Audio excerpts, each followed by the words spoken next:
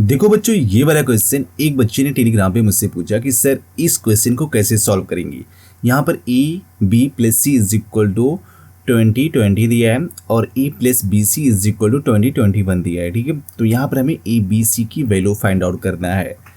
तो ये question international math olympiad में पूछा गया था, तो इसको सॉल्व करेंगे।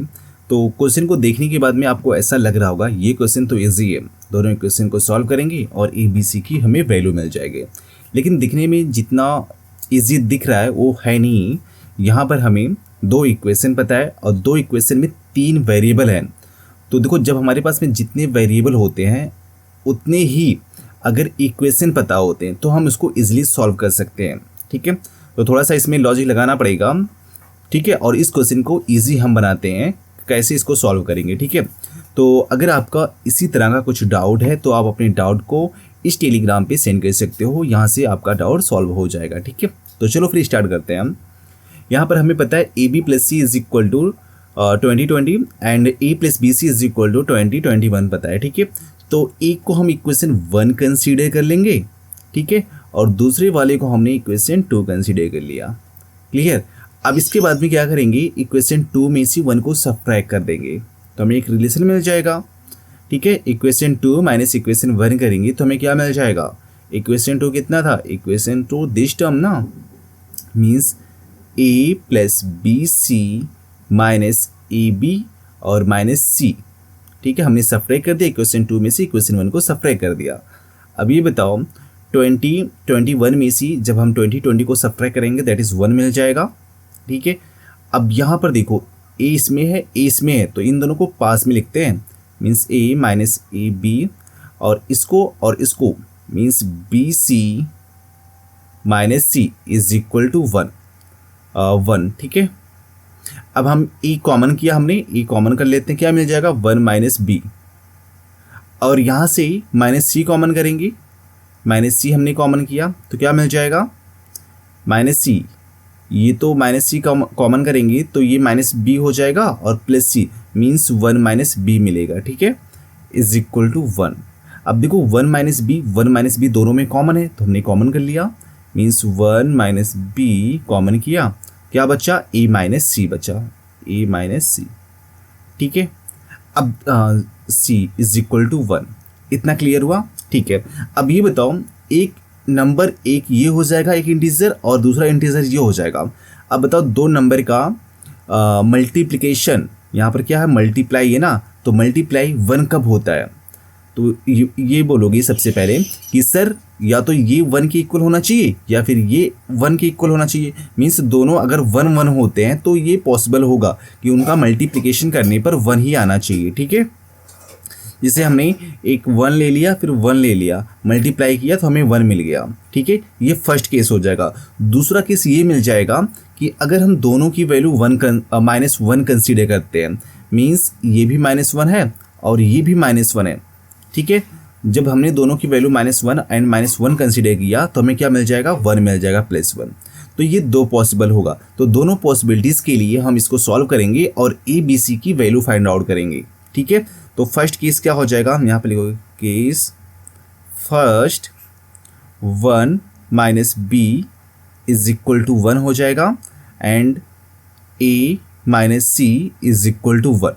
ठीक है, जब दोनों 1 होंगे तो दोनों को मल्टीप्लाई करेंगे तो हमें 1 मिल जाएगा। ठीक है, अब यहाँ से देख के बताओ, यहाँ से b इज इक्वल टू क्या मिल जाएगा, b इज इक्वल टू 0 हो जाएगा ना यहाँ से।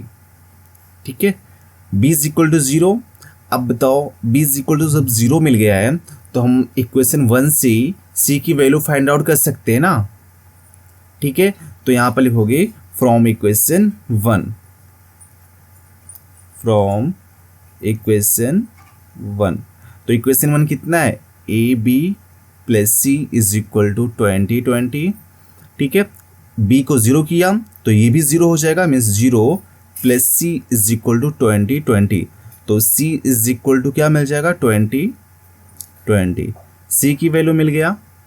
ठीक है, इसके बाद में c की वैल्यू इस वाले इक्वेशन में हम पुट करेंगे और यहाँ से a की वैल्यू फाइंड आउट कर लेंगे। तो बताओ a इज इक्वल टू यहाँ से कितना हो जाएगा, a minus C is equal to 1 है तो a is equal to 1 plus C हो जाएगा। ठीक है, तो 1 प्लस सी की वैल्यू 20 20, ठीक है। तो ये क्या हो जाएगा 20 21।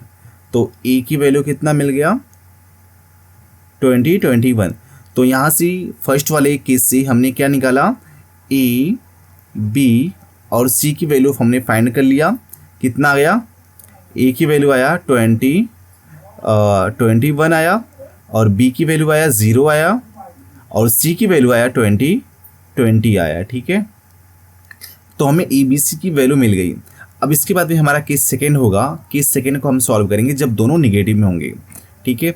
तो यहाँ पर लिखता हूँ केस सेकेंड, ठीक है। केस सेकेंड में क्या हो जाएगा, जब 1 माइनस बी निगेटिव होगा, negative means 1 minus B is equal to -1 and A minus C is also -1, ठीक है। तभी जब दोनों को मल्टीप्लाई करेंगे तो हमें 1 मिल जाएगा। अब यहाँ से बताओ, फर्स्ट वाले से यहाँ से बी को इधर सेंड करेंगे, इधर भेजेंगे, और उसके बाद में -1, तो क्या मिल जाएगा, बी इज इक्वल टू 2 मिल जाएगा। बी की वैल्यू 2 मिल गया, ठीक है।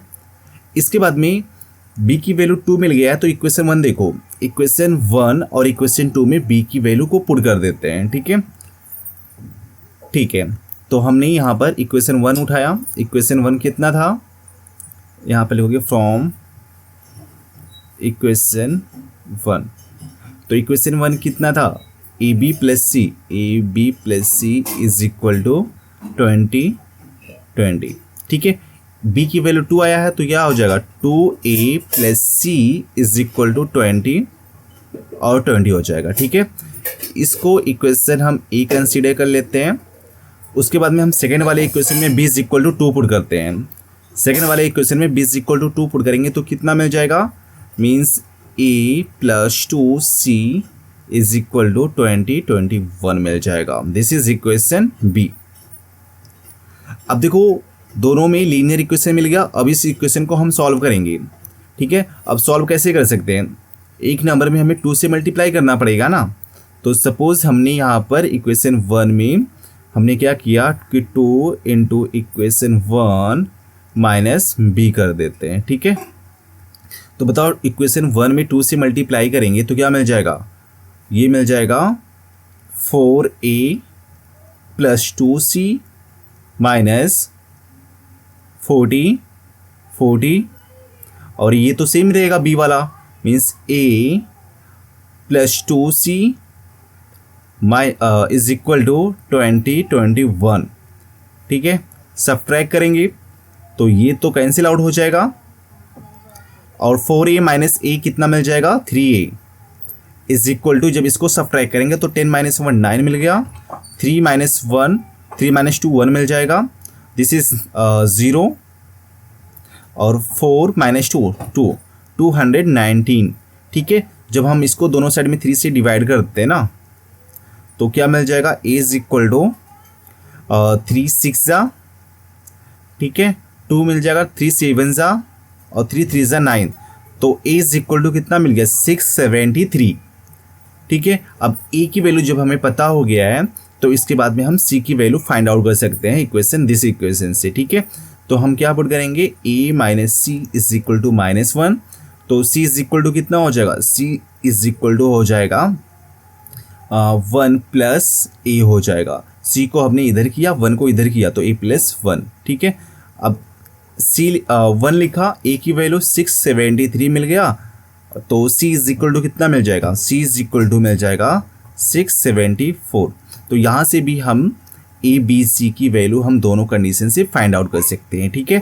Means a is equal to कितना लिखोगे 673 और b is equal to 673 and b is equal to 2 and c is equal to 674, ठीक है।